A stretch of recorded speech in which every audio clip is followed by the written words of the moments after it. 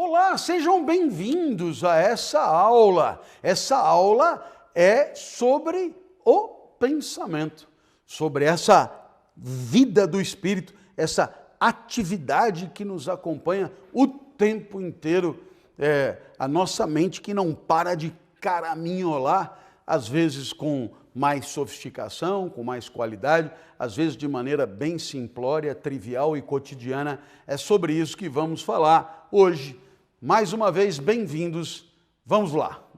A realidade é o que é. No mundo que supostamente se encontra fora de nós, você encontrará, num primeiro momento, uma coleção de astros que pairam no céu. Foi uma das primeiras constatações que o homem fez. O homem também se deu conta que ele, por sua vez, se encontra num mundo, não é? Num desses mundos, que é o seu, que é onde ele pisa, né? Que é onde ele se encontra, que é onde a vida vai acontecer.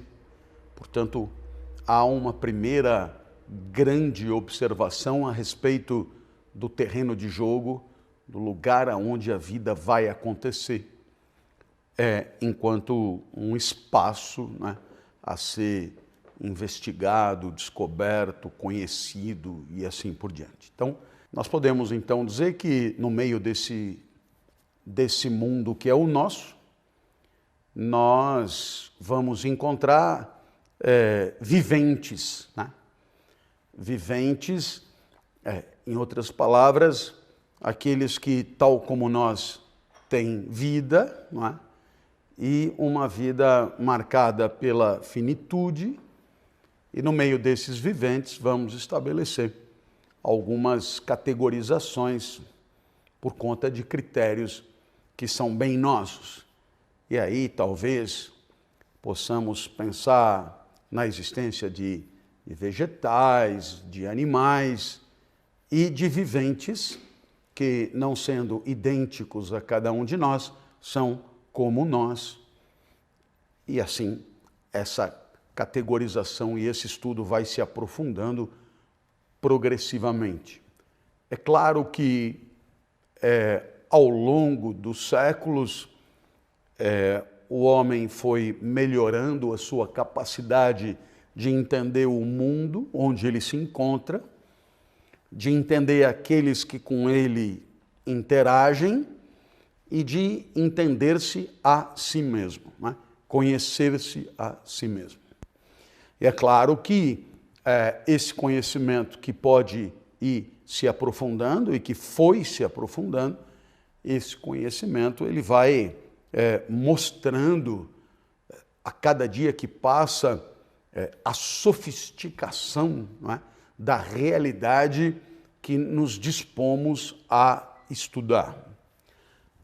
Paralelamente, o homem dispõe de competências de pensamento, competências de investigação do mundo, e essas competências, por sua vez, também vão se aperfeiçoando, de tal maneira que não só o mundo vai se apresentando para o homem como de forma cada vez mais sofisticada, como o homem ele mesmo vai, eu diria, aperfeiçoando sua capacidade para entender o mundo. Finalmente, poderíamos dizer que o homem ele é capaz de produzir artefatos, né? Capaz de produzir instrumentos que permitem uma observação do mundo ainda mais sofisticada, ainda mais incrementada e, por que não dizer, uma interação com as coisas do mundo, uma interação com os viventes no mundo cada vez mais acelerada, cada vez mais, eu diria, aproximativa, não é? E aí é claro que o tal do mundo, ele, por conta desse aparato técnico, o tal do mundo, ele foi se aproximando cada vez mais do observador. O tempo necessário para encontrá-lo foi diminuindo sensivelmente. A velocidade, quer dizer, o ritmo dos takes, dos cortes, das observações, o ritmo da fragmentação do mundo que desfila diante de nós foi se acelerando cada vez mais, e tudo isso, evidentemente, acaba constituindo um cenário de grande complexidade. Agora, é claro, no meio de tudo isso, o homem ainda é capaz de pensar sobre questões metafísicas. Em outras palavras, é capaz de refletir sobre o que está além de tudo isso, né? O que está mais para longe do que é a physis, do que é a natureza, do que é o mundo de que estamos falando. E, claro, nós poderíamos dizer que talvez obnubilado ou entorpecido pela velocidade do mundo que se dispõe a conhecer, o homem talvez não tenha se preparado para as reflexões metafísicas maiores que talvez lhes permitissem uma reflexão mais profunda sobre a vida e, por que não dizer até, reflexões mais escatológicas, no sentido próprio do termo, do seu destino, o destino da humanidade, do destino das coisas do mundo e claro, até mesmo as questões metafísicas mais tradicionais, como porque existe alguma coisa no lugar do nada, né? Ou porque o uno nos remete ao plural e o plural nos remete ao uno, enfim, questões tradicionalíssimas da metafísica que talvez não tenham merecido a atenção correspondente àquelas questões ligadas ao mundo mais próximo de nós. A vida vivida, digamos, no seu cotidiano, nos seus processos de socialização, nas suas instâncias educativas, essa vida vivida nos remete a um preparo para a existência, que é um preparo que eu diria, fruto do seu tempo. Aquilo que se esperava da educação em tempos de Platão provavelmente não coincide muito com o que se espera da educação nos tempos de hoje. Talvez uma das características dos tempos de hoje seja justamente não saber muito responder à pergunta o que esperamos da educação. Justamente essa incapacidade de identificação de propósitos seja mesmo um dos traços determinantes do nosso mundo. É exatamente por isso que a filosofia ela pode nos encaminhar, e talvez ela não seja o único caminho, mas é um caminho historicamente consolidado, um caminho privilegiado, de reflexão sistemática, que pretende alguma coerência, que pretende alguma profundidade a respeito de questões que talvez não estejam presentes, não é? Nas inquietações do cotidiano. De tal maneira que a filosofia talvez seja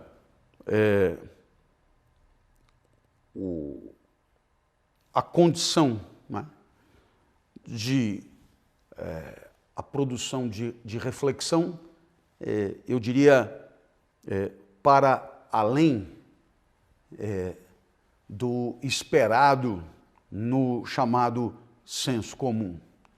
A filosofia, portanto, permite um olhar crítico sobre as certezas mais aplaudidas no cotidiano e no senso comum.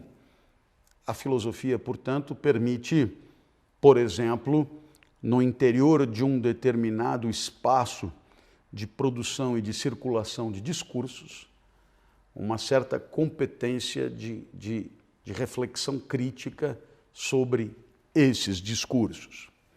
A filosofia, portanto, permite, poderíamos dizer, pensar diferente sobre as convicções maiores e as certezas maiores em circulação num determinado espaço.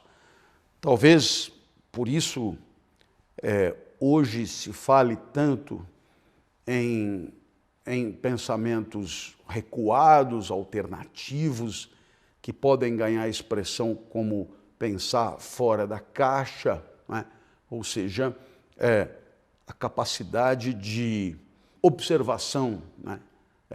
Daquilo que é entendido por óbvio num determinado espaço e de reflexão metodologicamente recuada ante aquelas certezas e, digamos, a propositura de questionamentos sobre essas certezas, visando o seu aperfeiçoamento ou visando a denúncia da sua fragilidade. Então, poderia dizer que no tempo de Sócrates já funcionava mais ou menos assim. Sócrates passeava por Atenas e se deparava com os seus concidadãos, e os seus concidadãos ofereciam a Sócrates as mesmas respostas que costumavam oferecer aos seus pares. E Sócrates tomava a palavra em nome da filosofia, assumindo assim o papel de filósofo e justamente investigava a pertinência daquilo que era dito. E, através de um processo de diálogo, de perguntas e respostas, rapidamente conduzia o seu interlocutor a identificar ele mesmo a impossibilidade ou a fragilidade daquilo que estava propondo. E aí, é claro, ganhava-se com isso em perceber a própria ignorância, em perceber a inconsistência daquilo que era tomado por indiscutível, sem que necessariamente conseguíssemos ou pretendêssemos colocar alguma coisa no lugar. E, naturalmente, eu vejo que no mundo onde o capital circula, no mundo, portanto, aonde se produz ou presta serviço, no mundo, portanto, também onde se trabalha, eu vejo que é muito comum, né, sem que se tenha muita consciência disso necessariamente, é muito comum que se espere de quem por ali passa essa capacidade de olhar para as mesmices dos discursos repetidos à exaustão e identificar ali inconsistências e problemas que possam permitir novas soluções, novos encaminhamentos e novas certezas. Então, eu acredito que a filosofia é, sim, um poderoso instrumento, né, do espírito para, ante as ideias do mundo, permitir um posicionamento que é um posicionamento menos ingênuo e, portanto, quem sabe, mais próximo da verdade. O pensamento e a enunciação desse pensamento, ambos, né, dependem da linguagem. Nesse momento eu estou aqui falando, como você percebe, eu estou me servindo de palavras. Eu poderia estar pensando sobre esse tema sem enunciar nada. E a matéria-prima que eu estaria usando para elaborar esse pensamento são as mesmas palavras. Portanto, perceba, a linguagem permite o pensamento e permite o discurso.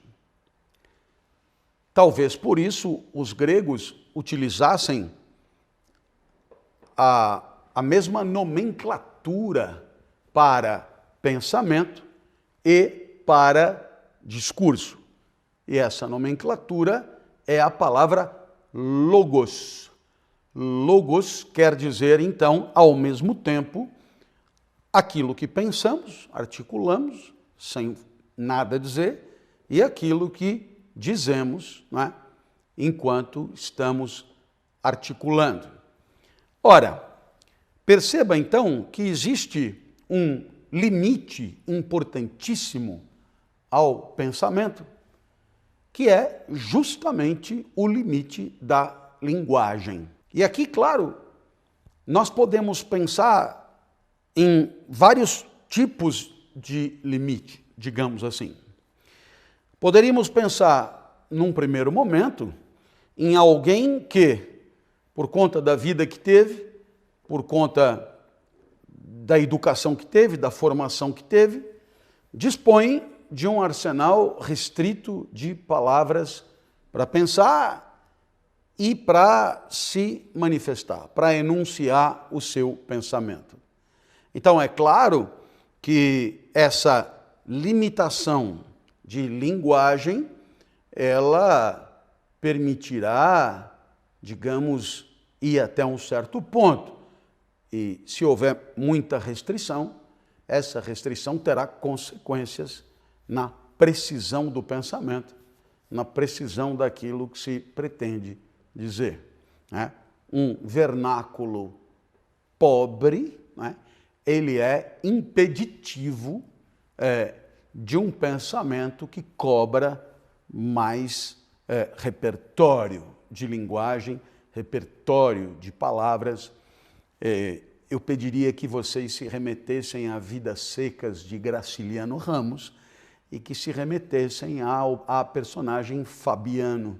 Fabiano é uma personagem limitadíssima do ponto de vista vernacular e tem plena consciência que esse limite de linguagem, ele é limitativo, ele é impeditivo de pensamentos mais sofisticados. Então, esse é um ponto. Mas há um segundo ponto, é que a realidade é de tal maneira rica, né, que, por mais que dominemos as palavras de um idioma, né, elas ainda assim serão insuficientes para dar conta, né, da sofisticação e da riqueza da realidade sobre a qual desejamos falar, né, pensar a respeito.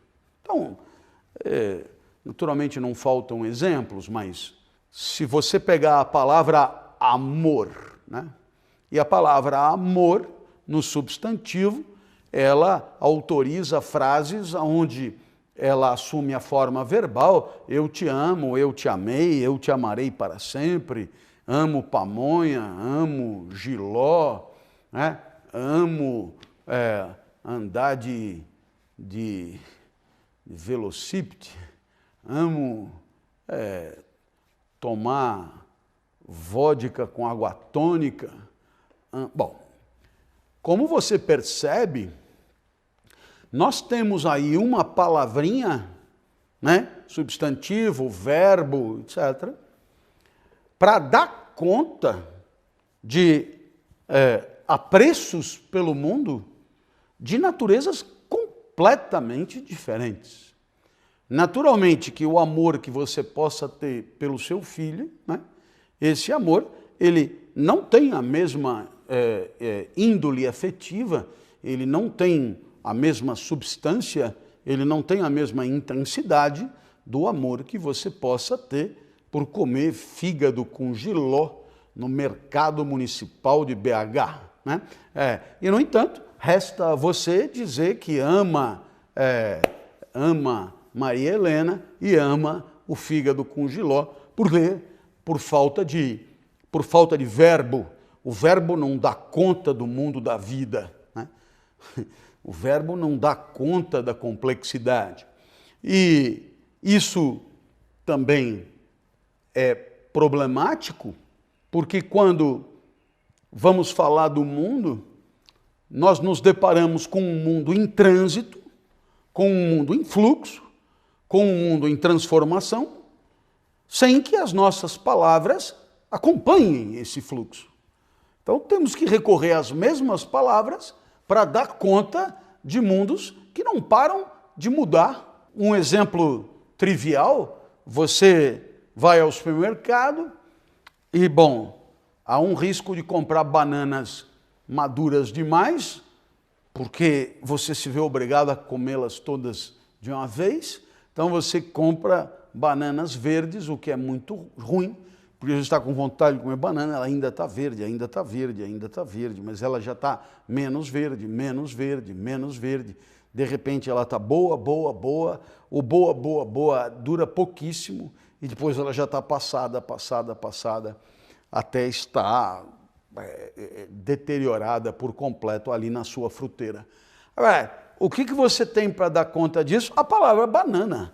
A banana no começo, a banana no meio, a banana no fim, a banana amanhã. Né?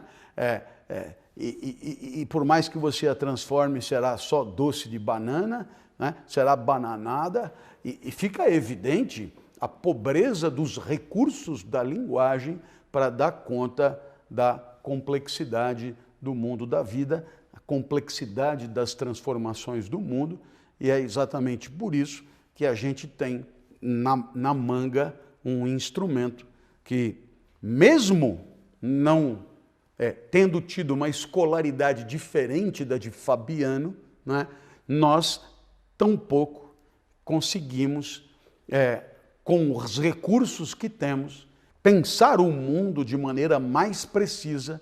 Por quê?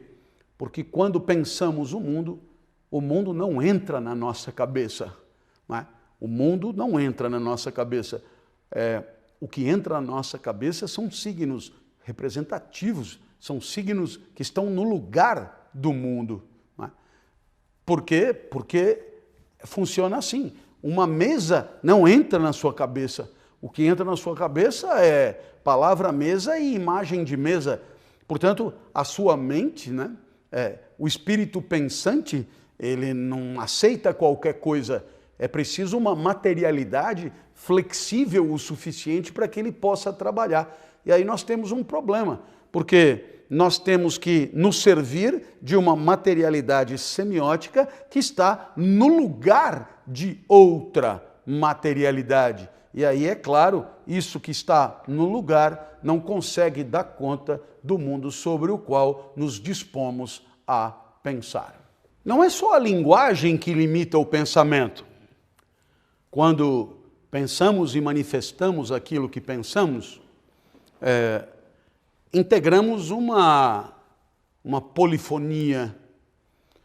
Aquilo que dizemos é objeto da avaliação dos nossos interlocutores, aquilo que dizemos nos posiciona, aquilo que dizemos nos coloca mais próximos de uns do que de outros.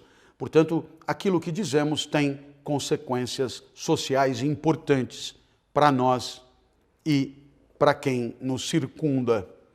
Por isso, em muitas situações, não é socialmente conveniente, não é socialmente autorizado expressar, enunciar aquilo que pensamos. Em outras palavras, entendemos muito bem que a heresia, né, o pensamento dissonante frente a uma opinião dominante, uma opinião hegemônica, uma opinião forte dentro do grupo, poderá ter consequências devastadoras para o seu porta-voz. Muitas vezes, uma posição herética, forte, requer do porta-voz uma legitimidade, um capital social acumulado naquele espaço que não é todo mundo que tem. A sociedade é um espaço perverso de concentração de legitimidade, capital simbólico e, portanto, autorizamento para expressar o que se pensa.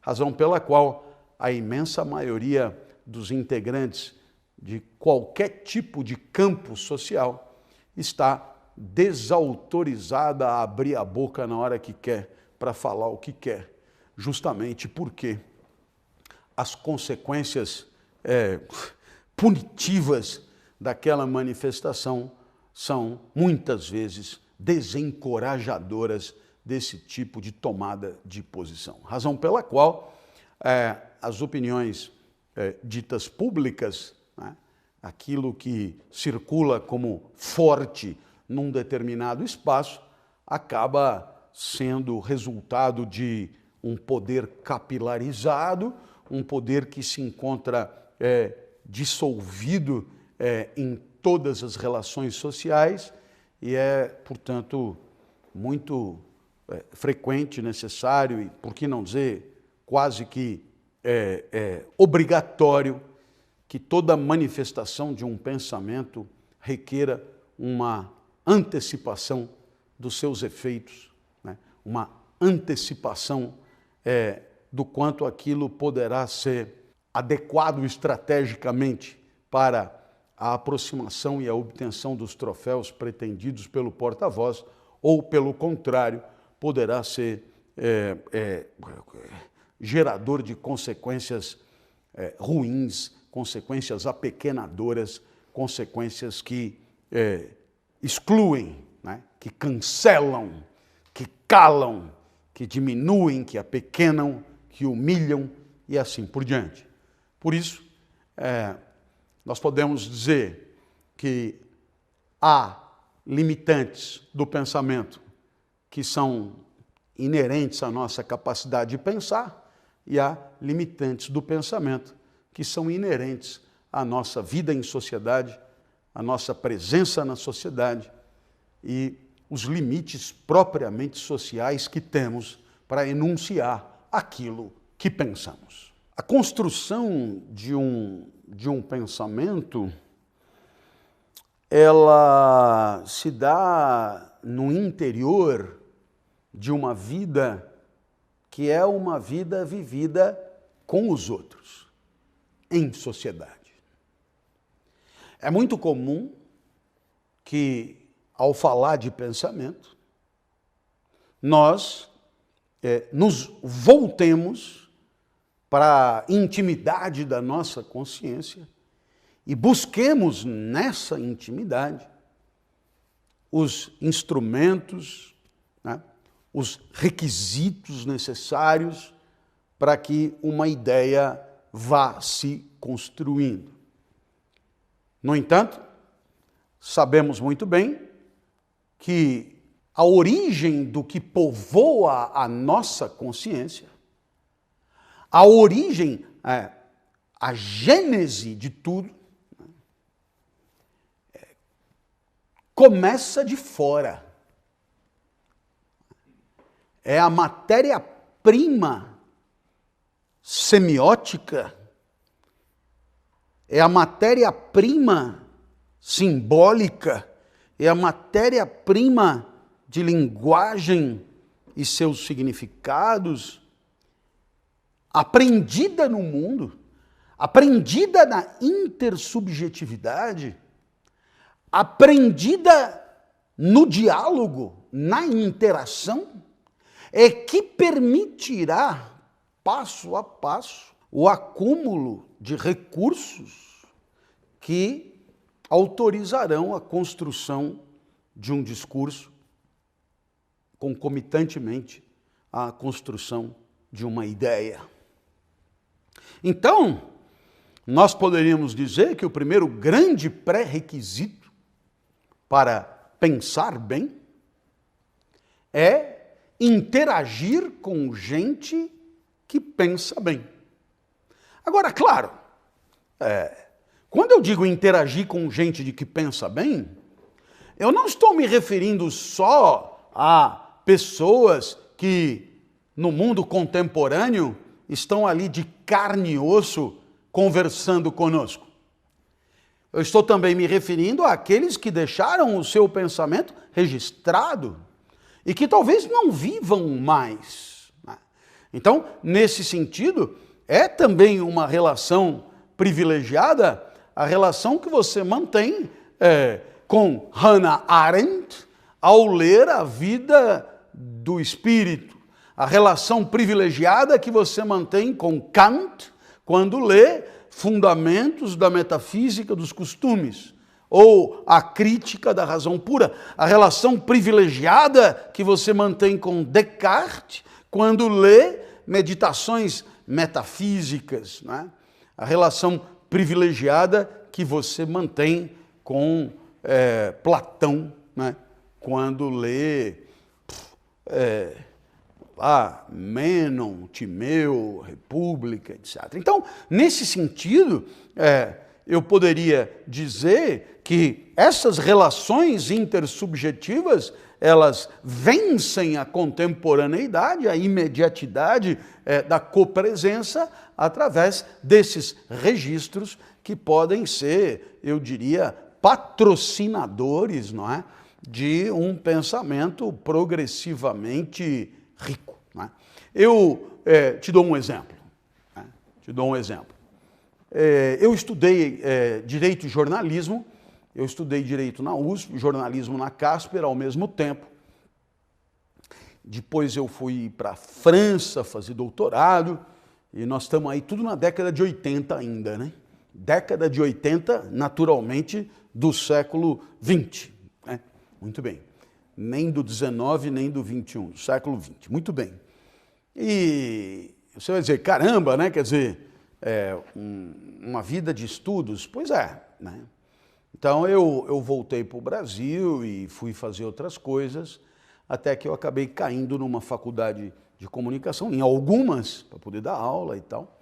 E eu senti a necessidade de uma formação de pós-graduação na área de comunicação. Então fui fazer doutorado na ECA em comunicação. Muito bem. Né? O que eu tinha feito antes era tudo na área do direito, né? Comunicação. Então, nesse momento, eu me inscrevi numa disciplina intitulada Análise de Discurso, digamos assim, não vou saber o nome exato, mas essa era a temática, né? Com a professora Maria Aparecida Bacega, que já nos deixou, já está conversando com Deus aí há 2 anos. Muito bem, Maria Aparecida Bacega, então, me apresentou Mikhail Bakhtin, Marxismo e Filosofia da Linguagem. Nunca tinha ouvido falar. E vamos combinar, né? Eu já tinha rodado biblioteca, nunca tinha ouvido falar. Então eu comecei a estudar marxismo e filosofia da linguagem, né? E quando você ouve marxismo, pode baixar a guarda, viu? Eu estou para cá do vídeo, né? Não tenha receio, né? Fica tranquilo. Né? E depois presta mais atenção na filosofia da linguagem. Né?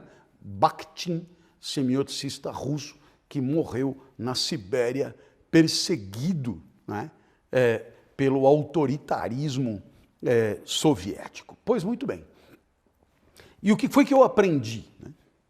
Eu aprendi justamente que a consciência que nasce zerada é povoada por signos. A matéria-prima da consciência são signos, são palavras. A gente está metido numa polifonia discursiva, o cara fala, de repente você também fala, portanto você se insere numa rede discursiva, né?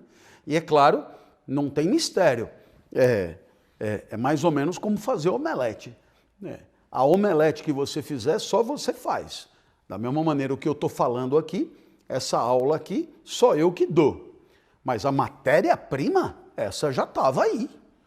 Eu aprendi um pouco aqui, um pouco ali, um pouco lá, e eu é que estou montando a omelete com a minha receita, mas a matéria-prima da omelete está aí. Matéria-prima da omelete tem Bourdieu, tem Bakhtin, tem a Bacega, tem isso aqui, tem um monte de gente que eu estou botando aqui no caldeirão para poder produzir essa aula. Né? Agora, quando foi que eu aprendi isso? Já velho, eu já tinha mais de 30 anos quando eu aprendi que Bakhtin existia e que ele explicava a origem social da consciência, né? A origem social da consciência.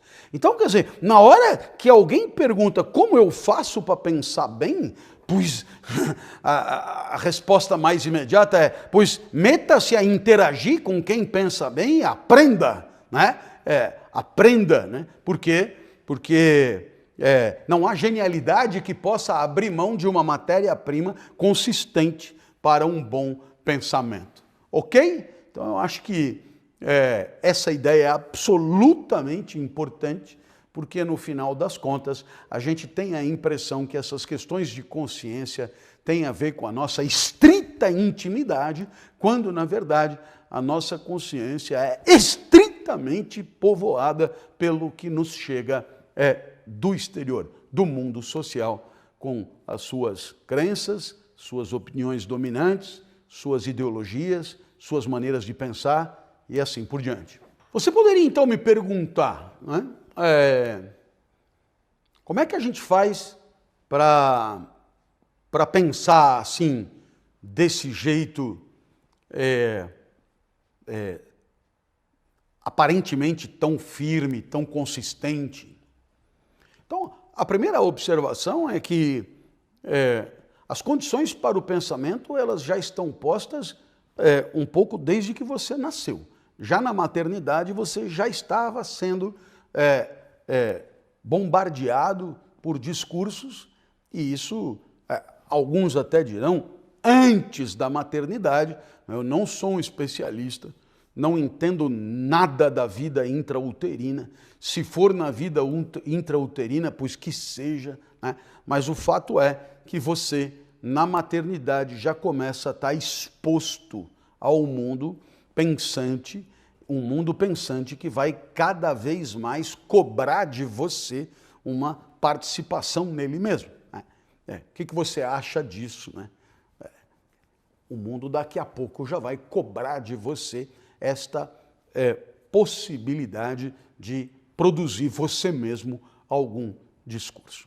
Então, claro está que o tal do aprender a pensar deve se referir não ao fluxo normal da vida em sociedade, mas a um fluxo diferenciado da vida em sociedade que permita ir além do chamado senso comum, que permita ir além daquilo que é o mais estritamente previsível no cotidiano. E, naturalmente, eu diria que o primeiro passo é dotar-se dos recursos necessários para isso. Em outras palavras, é preciso lembrar que o teu pensamento nem é cópia xerox do pensamento do outro, e nem é uma ilha que não tem nada a ver com o pensamento do outro. O teu pensamento, ele é, ao mesmo tempo, eu diria, escorado pelo que você já ouviu e leu na vida, mas ele é, ao mesmo tempo, uma produção que só você poderia ter levado adiante. Ok? Então, nesse sentido, nós poderíamos dizer que o seu pensamento tenderá a ser tanto mais qualificado, tanto mais sofisticado, tanto mais rico, quanto mais ricos forem os recursos que você tiver na mão para poder produzi-lo. Agora, claro está que, além disso, além de dispor de recursos, é preciso ter na produção do pensamento uma certa prática, como dizem ultimamente, mas eu diria uma certa habitualidade no seu exercício. O que isso significa? Que você pode ler, e no final das contas você lê, e você sabe muita coisa, você papai.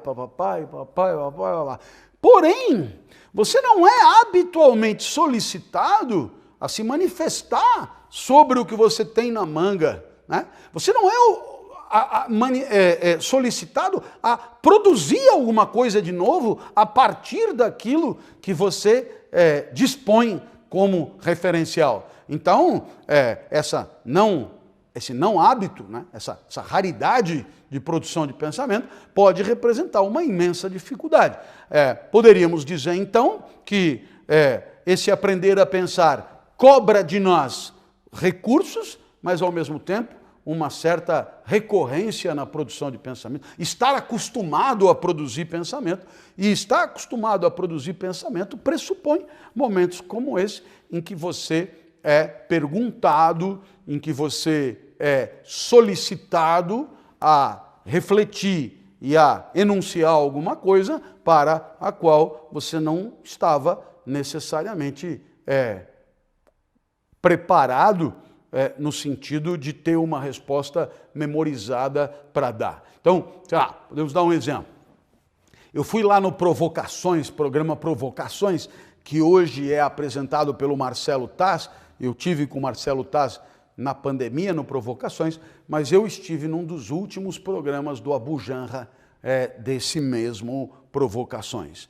E qual é a graça? A graça é que ele tinha uma extraordinária habilidade de colocar perguntas que você não espera, obrigando você ali, né, no vivo, no calor da interação, alinhavar algum pensamento naquele momento, recorrendo a tudo que você tem na mão para atender a uma solicitação provocativa feita, né? Então, quanto mais estivermos habituados a essa provocação de pensamento, mais tenderemos a produzi-lo com fluência e com qualidade.